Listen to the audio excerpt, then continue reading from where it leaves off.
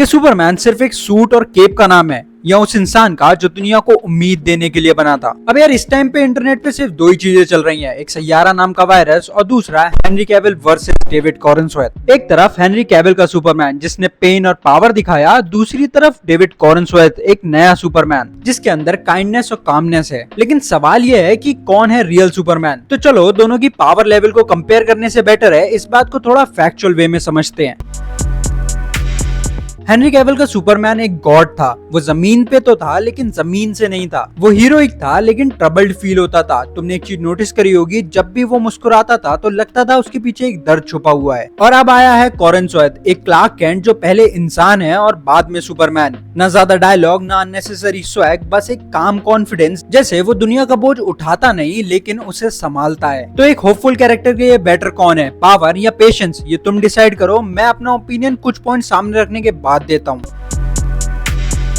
Cavill के Superman का look badass था, रेड आईज, डार्क सूट और एक सीरियस टोन। अब ये डायरेक्टली इंस्पायर्ड था इनजस्टिस और न्यू 52 सुपरमैन से। तो नेक्स्ट टाइम अगर कोई तुमसे कहे कि कैविल का सुपरमैन कॉमिक एक्यूरेट नहीं था तो बिलीव मी, वो बस कहीं से सुन के बोल रहा है, he is not a fan. Cavill का सुपरमैन एक ऐसे सुपरमैन से इंस्पायर्ड था जो कि कभी कभी अपने इमोशंस के कंट्रोल में नहीं रहता था। वहीं कॉरेंसवर्थ का लुक ओजी सुपरमैन जैसा है, red blue suit, soft expressions and inspired by all star Superman. Comics के वो पेजेस जहाँ पे सुपरमैन सिर्फ प्लैनेट्स प्रोटेक्ट नहीं करता, वो एक इंस्पिरेशन बन जाता है। और यकीन मानो अगर तुमने सुपरमैन किसी भी बायसनेस के बिना देखी है तो मूवी के बाद तुम्हें दुनिया थोड़ी सी कलरफुल और होपफुल लगने लगी होगी। अब मैं इस चीज को बड़ा चढ़ा के नहीं बोल रहा, ये चीज मेरा और मेरे कई दोस्तों का भी मानना है। तो पॉइंट की बात यह है कि अगर कॉमिक्स में सुपरमैन अपने कैरेक्टरिस्टिक्स के अलग अलग कलर दिखा सकता है, कभी डार्क कभी लाइट, तो हम उन्हें एक्सेप्ट क्यों नहीं कर सकते। कि जरूरी है सिर्फ डार्क या लाइट में से कोई एक चुनना, और चुनने का इतना ही मन है तो फिर जब बैटमैन वर्सेस सुपरमैन आए तो चुन लेना ना।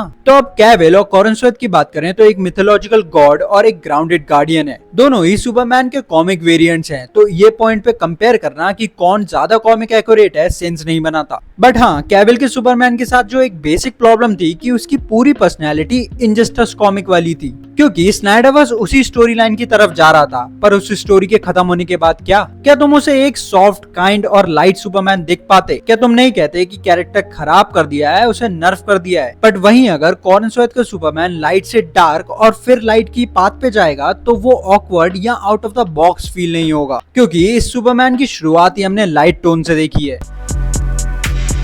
अब कैविल का सुपरमैन एक ऐसी दुनिया में था जहाँ पे हीरोज अलग थे, डिवाइडेड थे। उसे बैटमैन ने डाउट किया, सरकार ने उसे चेन में बांधा और दुनिया ने कर्सिफाई किया। वो पूरी तरीके से अकेला था फिर भी लड़ता रहा। वहीं कॉरेंसवर्थ का सुपरमैन एक नए वर्ल्ड में है। यहाँ ग्रीन लैंटर्न, हॉक गर्ल और मिस्टर टेरिफिक जैसे हीरोज ऑलरेडी एग्जिस्ट करते हैं। मतलब कि ये सुपरमैन अकेला नहीं है, जिसका क्लियर एग्जाम्पल हमने मूवी में देखा जहाँ बाकी सुपर हीरोज इसकी हेल्प के लिए आगे आए। और यहीं से वो आगे चल के टीम का हिस्सा बनेगा, लीडर बनेगा और टीम को इंस्पायर करेगा। ये बिल्डअप है एक नए जस्टिस लीग का और सुपरमैन उसका फाउंडेशन है, जो चीज कैविल वाले सुपरमैन के साथ मिसिंग थी। उसे लीडरशिप वाले रोल्स में कभी दिखाया ही नहीं गया, उसे सुपर हीरोज के बीच में एज अ गॉड रिप्रेजेंट करा गया, जो चीज गलत नहीं है क्योंकि इनजस्टिस स्टोरी लाइन वैसा ही सुपरमैन डिजर्व करती है। बट सवाल फिर वही है, उस स्टोरी लाइन के खत्म होने के बाद क्या?